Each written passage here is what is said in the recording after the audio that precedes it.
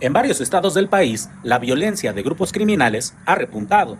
Para Omar García Harfuch, secretario de Seguridad y Protección Ciudadana, estos hechos reflejan la lucha por territorio entre grupos criminales. Esto es por una disputa de territorio, esto es por droga. No, el terrorismo tiene tintes ideológicos, religiosos, etc. Aquí es una disputa de dos grupos delincuenciales para pelearse entre ellos y amedrentar a la autoridad. En Guanajuato, la explosión de dos autos bomba en Jerécuaro y Acámbaro cimbraron a la población civil. Vimos que había una llamada alta aquí enfrente de Policía y Tránsito y una nube de humo negra, pero habían dicho que era una granada primero.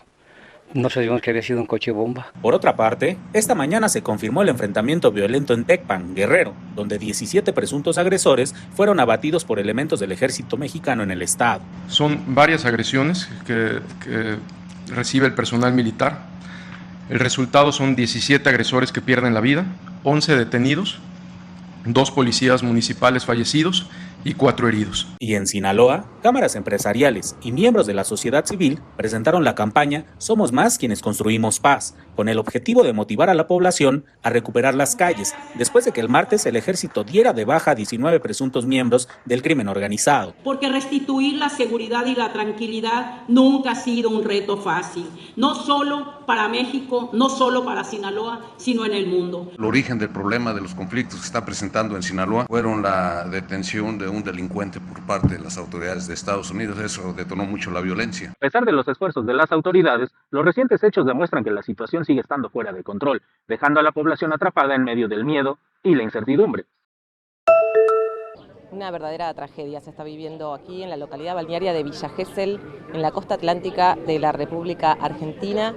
En horas de la madrugada se dio parte de la mampostería de un hotel de 10 pisos. En principio había una obra en construcción y algo que habrían efectuado posiblemente los obreros hizo que se derrumbaran directamente estos 10 pisos en horas de la madrugada. Hasta el momento se ha reportado un hombre fallecido, una mujer que pudo ser rescatada de una vivienda lindera y que fue trasladada al Hospital Interzonal General de Agudos, mientras que por estas horas lo que se vive es esto: equipos de bomberos, de defensa civil, de rescate, con perros buscando entre los escombros, porque se estima que hay entre 7 y 9 personas desaparecidas. Entre ellas habría aproximadamente 6 obreros que estaban trabajando justamente en este hotel, que estaba en funcionamiento pero con una obra en su interior. Y 3 personas que viven en el hotel, que fue vendido hace poco tiempo, pero que siguen trabajando aquí y que estaban poniendo las instalaciones a punto para el comienzo de la temporada. Son horas de muchísima angustia. Mientras tanto hay una investigación policial para determinar si esta obra efectivamente era una obra lícita y una obra aprobada o no. Hay 4 personas que están a disposición de la justicia y que se están entrevistando en estos momentos con la fiscal, pero lo primordial, mientras que se investigan las causas de este derrumbe, es seguir buscando y tratar de encontrar a estas, insistimos, entre 7 o 9 personas, porque el dato todavía no está preciso, que han quedado atrapadas aquí debajo de todos estos escombros. Medios nacionales e internacionales lo registran todo el tiempo.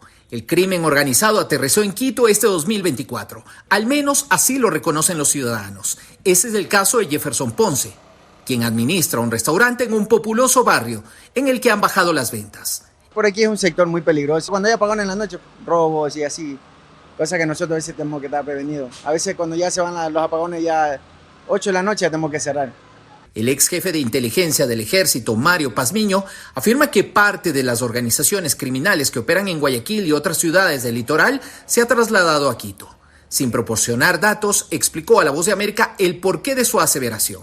Que hay una migración y eso hay que comprenderlo porque es algo lógico. Usted no se va a quedar en una ciudad, voy a poner Durán, en los sectores, en los santuarios donde tenía, para que le maten o para que le capturen. No, va a salir de ahí. Esa afirmación se sostiene también en el reciente estado de excepción decretado por el presidente Noboa, que pone a la capital en la misma categoría que ciudades donde la violencia es extrema. La policía reconoce que podría haber una movilidad de las bandas, pero dice que se están tomando acciones. Hay un cierto movimiento. ha incrementado algunos delitos, pero como tal acá la presencia de estos grupos como tal no existe. Nosotros estamos haciendo un trabajo preventivo. La policía afirma que en lo que va de este año ha realizado en Quito más de 2.100 operativos conjuntos con Fuerzas Armadas, lo que ha logrado disminuir en 14% las muertes violentas.